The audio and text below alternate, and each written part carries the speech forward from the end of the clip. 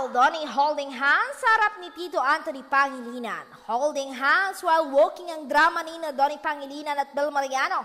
Makikita nga ang video at picture ng dalawa na mahigpit ang hawak ng mga kamay sa isa't isa na hindi pwedeng ilabas dahil hiniling nilang huwag i-upload ito. Isang pahiwatig na magjowa naman talaga sila. Kaya sabi nga ng mga netizen, itigil na ang statement nila na great friends lang sila. Obvious naman daw na love nila ang isa't isa. At yes, ang mas bongga pa ay kasama rin si Tito Anthony sa lakad na yon ng dalawa.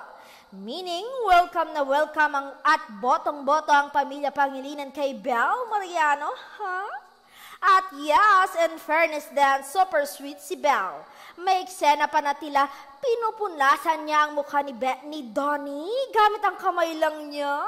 Well, sana nga isigaw na rin nila na sila na talaga at huwag nang magpaligoy-ligoy pa since kitang-kita naman sa mga kilos nila. Ay, bongga!